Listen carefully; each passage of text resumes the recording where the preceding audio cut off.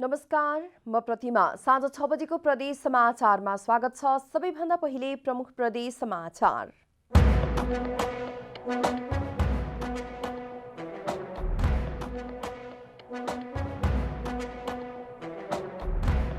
सरकारले सीमा नाका खुल्ला गर्न भने पनि सुदूरपश्चिम प्रदेशका सीमा नाकामा अझै कडाई। आवत जावतमा कठिनाई भएको सर्वसाधारणको गुनासो। लामो खडेरीका कारण पर्वतमा हिउँदे खेती प्रभावित। आकाशे पानीको भरमा परेका कृषकहरू चिन्तित। र लमजुङका स्थानीय तह अन्तर्गतका 7वटा सडक स्तरोन्नति हुँदै गण्डकी प्रदेशद्वारा सडक स्तरोन्नतिका 1 करोड 15 लाख रुपैयाँ विनियोजन। अब पूरा समाचार। सरकारले सीमा नाका खुला गरे पनि सुदूरपश्चिम प्रदेशका सीमा नाकामा स्थानीय प्रशासनले अझै पनि रोक लगाएको छ। अत्यावश्यक काम बाहेक आवत-जावत गर्नमा अझै पनि रोक लगाइएको हो। स्थानीय प्रशासनले आवत-जावतमा रोक लगाइएपछि सर्वसाधारणले खुला गर्नुपर्ने माग गरेका छन्। माघ 15 गते बिहीबार सरकारले देशभरका 30वटा सीमा नाका खोल्ने निर्णय गरेको छ। जुन निर्णय अनुसार सुदूरपश्चिमका त्रिनगर, गाचौकी, जुलाघाट र दार्चुलाको पुलघाट नाकामा सहज हुने भनिएको छ। तर सरकारी निर्णय सुनेर त्रिनगर नाका भएर भारतीय बजार जान हिँड्नुभएकी शैलु जोशीले सरकारी निर्णय कार्यान्वयन नभएको भन्दै आक्रोश पोख्नुभयो। नेकपा दाहाल नेपाल पक्षका नेता एवं सुदूरपश्चिम प्रदेश इन्चार्ज डाक्टर भीम रावलले प्रदेश सरकारका रिक्त मन्त्री पद पूर्ति गर्न पार्टीले मुख्यमन्त्रीलाई आग्रह गरेको बताउनु भएको छ। कैलालीको धनगढीमा आयोजित पत्रकार सम्मेलनमा बोल्दै डाक्टर रावलले मुख्यमन्त्रीलाई मन्त्री पद पूर्ति गर्न भनिसकेको बताउनुभयो। सुदूरपश्चिम प्रदेशमा आर्थिक मामिला तथा योजना र भौतिक पूर्वाधार मन्त्रालय मन्त्री विहीन रहेका छन्। केन्द्रीय कमिटिका सदस्यहरूलाई नै नेपाल कम्युनिस्ट पार्टी नेकपाका केन्द्रीय सदस्य हुन्, त्यसबाहेक हुन सक्दैन भन्ने निर्णय गरेको छ। त्यसलाई मैले सकारात्मक रूपमै लिएको छु। त्यसबाहेक थाई कमिटीका 45 जना सदस्यको बारेमा जुन उल्लेख गरेको छ त्यसलाई पनि मैले सकारात्मक रूपमा लिएको छु। अब त्यति कुरा प्रश्न भइसकेपछि त्यो 441 जना सदस्यहरूमध्ये को कहाँ छन् भनेर बोलाउन किन अप्ठ्यारो मानेको, किन स्पष्ट अगाडि नबढेको भन्ने मेरो जिज्ञासा मात्रै हो। रावलले प्रधानमन्त्री केपी शर्मा ओलीले गरेको प्रतिनिधि सभा विघटन विरुद्ध शनिबार सुदूरपश्चिमवासीले आफ्नो मत जाहेर गरेको बताउनुभयो। सुदूरपश्चिमवासी प्रतिनिधि सभा विघटनका विरुद्ध छन् भन्ने शनिबारको सभाले प्रमाणित गरेको रावलको दावी छ।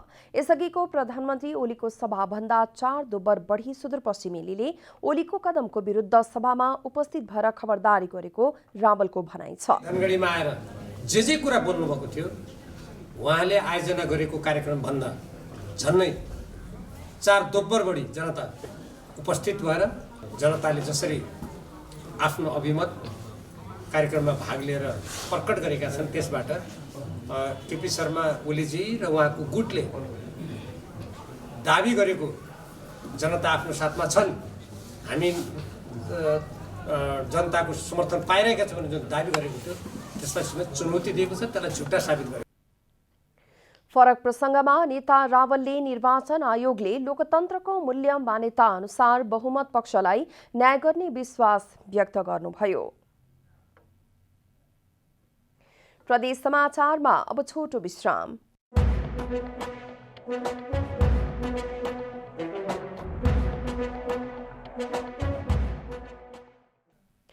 प्रदेश समाचारमा अब थप समाचार। लामो समयदेखिको खडेरीका कारण पर्वतमा हिउँदे खेती प्रभावित बनेको छ। गत असोज दोस्रो सातादेखि वर्षा नभएपछि हिउँदे बाली लगाएका कृषकहरू चिन्तित बनेका हुन्। लामो समयदेखिको खडेरीका कारण पर्वतमा हिउँदे खेती प्रभावित बनेको छ। गत असोजदेखि पानी नपरेपछि उर्वरा भूमि बाँझै छोड्नुपर्ने अवस्था आएको कृषकको दुखेसो छ। खेतीपाती त गरेको बाबु होइन, पोहोर साल पानी सिँचाइ आकाशको भरमा गरेको, अहिले आकाशको भरमा पानी आएको छैन। अब यहाँ नहर छैन, कुलो छैन, सिँचाइ छैन, बाँझो एक जमिन देख्नु आछकर यहाँ आएर होइन। त्यसको लागि खेती त गरिन्छ तर खेती गरेर उपलब्ध भएन हामीलाई। वर्षात नभएकै कारण अधिकांश कृषकहरू चिन्तित छन्। पानीको भरमा हिउँदे खेती गर्दै आएका उनीहरूको गहुँ, जौ, फापर र तोरी प्रभावित भएको छ। वर्षा नभएकै कारण आलु तथा अन्य तरकारी खेतीमा समेत डढेलो तथा विभिन्न प्रजातिका किराहरूको प्रकोप देखिन थालेको छ। अहिले हिउँदबारीको भयो, अघि पानी पर्दो, हिउँ पर्दो, हिउँदा अब असौदेखि बाहिर पानी परेको छैन। तोरी छरेको भुइँको भुइँमै छ, त्यत्तिकै उम्रेर फुलिन्छ। गहुँ छरेको भुइँमै हराइन्छ। आलु त्यस्तै डढेलो जस्तो बस्छ, अघि नै शीतलले केही छैन अहिले। पर्वतमा हिउँदे खेतीयोग्य जमिन मध्ये 37% मात्रै सिंचित क्षेत्र रहेको छ भने अन्य 63% खेतीयोग्य जमिन आकाशे पानीकै भरमा रहेको छ। अहिले हिउँदमा वर्षा नहुँदा कृषकहरू मार्कामा परेका छन्। खेती गरेको जमिनको 37% क्षेत्रमा चाहिँ सिँचाइको सुविधा पुगिसकेको कारणले गर्दा ती क्षेत्रहरूमा चाहिँ गहुँ बालीको खेती गर्ने, आलु बालीको खेती गर्ने, अनि त्यसपछि केही तरकारी बालीहरूको पनि खेती प्रणाली चाहिँ अवलम्बन गरिएको छ र केही ठाउँहरूमा चाहिँ यो आकाशे बाली हिउँदको समयमा नै हिउँदे वर्षातहरू भएको कारणले गर्दाखेरि केही आलु लगायतका केही बालीहरू चाहिँ तोरी, गहुँ लगायतका बालीहरू चाहिँ आकाशे पानी पर्छ भन्ने हिसाबले लगाइएका हुन्छन्। विशेष गरी पर्वतको कुस्मा नगरपालिका, फलेवास नगरपालिका, जलजला, महाशिला र बिहादी गाउँपालिकामा सुक्खा भएपछि कृषक चिन्तित छन्। पर्वतबाट राजन पौडेलको रिपोर्ट। लमजुङका विभिन्न स्थानीय तह अन्तर्गतका 7वटा सडक स्तरोन्नतिका लागि थप बजेट आउने भएको छ। गण्डकी प्रदेश सरकारले प्रादेशिक सडक मर्मत सुधार शीर्षकमा जिल्लाका 7वटा सडक मर्मत तथा स्तरोन्नतिका लागि थप बजेट विनियोजन गरेको हो। गण्डकी प्रदेश सरकार भौतिक पूर्वाधार विकास मन्त्रालय मार्फत 7वटा सडक स्तरोन्नतिका लागि 1 करोड 15 लाख रुपैयाँ विनियोजन गरिएको छ। पूर्वाधार विकास कार्यालय मार्फत योजना कार्यान्वयन हुने गरी बजेट विनियोजन भएको पूर्वाधार विकास कार्यालय लमजुङले जनाएको छ।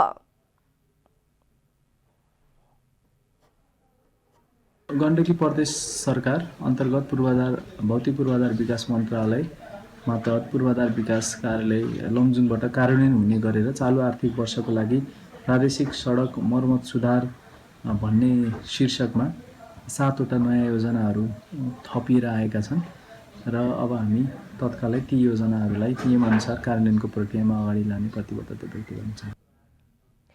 कार्यालयका अनुसार मर्मत सुधार तथा स्तरोन्नतिका लागि थपिएका सडकहरूमा दुधपोखरी र कोला सोथार गाउँपालिकामा 2-2वटा, मध्य नेपाल, सुन्दर बजार र बेसी शहर नगरपालिकामा 1-1वटा रहेका छन्। यसअघि गण्डकी प्रदेश सरकारले चालु आर्थिक वर्षमै काम हुने गरी लमजुङका 40वटा सडक योजनाका लागि बजेट विनियोजन गरेको थियो।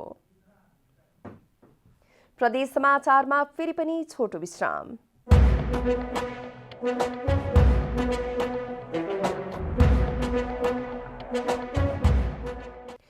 प्रदेश समाचारमा अब थप समाचार। सम्पत्ति शुद्धिकरण, शरीर बन्धक र जबरजस्ती करणीमा पक्राउ परेका रामेछापको लिखु तामाकोशी गाउँपालिकाका अध्यक्ष गोविन्द बहादुर खड्काको पद पुनर्बहाली भएको छ।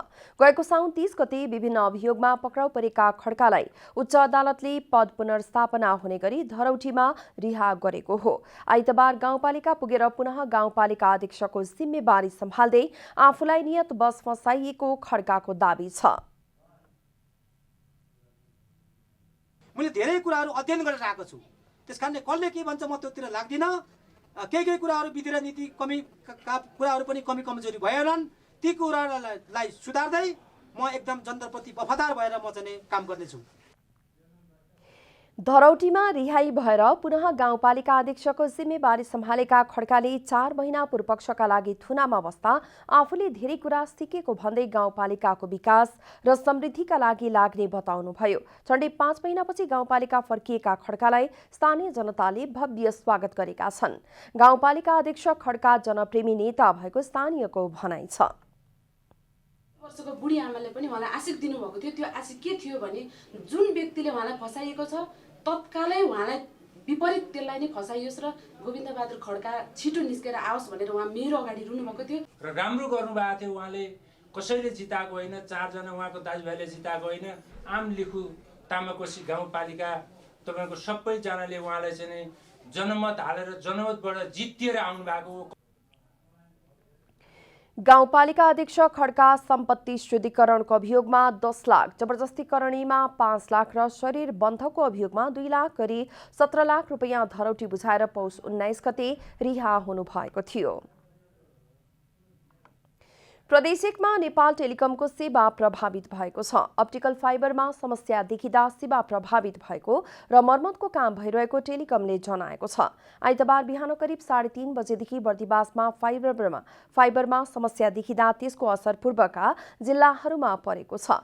फाइबरमा देखिएको समस्या पहिचान गर्न प्राविधिक टोलीले काम गरिरहेको छ। सेवा सुचारुका लागि केही समय अझै लाग्ने टेलिकमले जनाएको छ। बिहानैबाट टेलिकममा समस्या हुँदा मोबाइल, इन्टरनेट र ल्यान्डलाइन फोन सेवा प्रभावित भएको छ। कैलालीका कोरोना संक्रमित पुरुषको बाँकेको भेरी अस्पतालमा मृत्यु भएको छ। अस्पतालका अनुसार कैलालीको जोशीपुरका 83 वर्षीय पुरुषको उपचारका क्रममा मृत्यु भएको हो। उनीमा माघ 7 गते कोरोना संक्रमण पुष्टि भएको थियो। संक्रमण पुष्टि भएसँगै आइसोलेसनको आइसियु कक्षमा राखेर रोगको प्रकृति अनुसार उपचार गरिए पनि बचाउन नसकिएको अस्पतालले जनाएको छ। अन्त्यमा प्रमुख प्रदेश समाचार।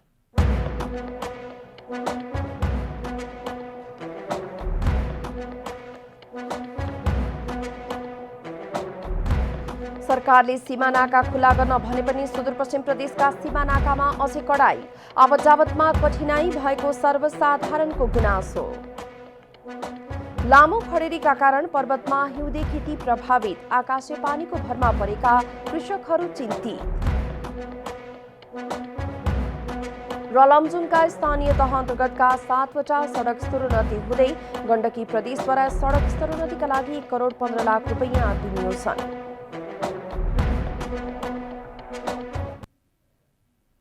प्रदेश समाचार अहिलेलाई यति नै। जनताद्वारा जनताका लागि प्रसारित जनता टेलिभिजनका कार्यक्रमहरू युट्युब, ट्विटर, फेसबुक र हाम्रो वेबसाइट जनतासमाचार.com मा पनि पढ्न र हेर्न सक्नुहुनेछ।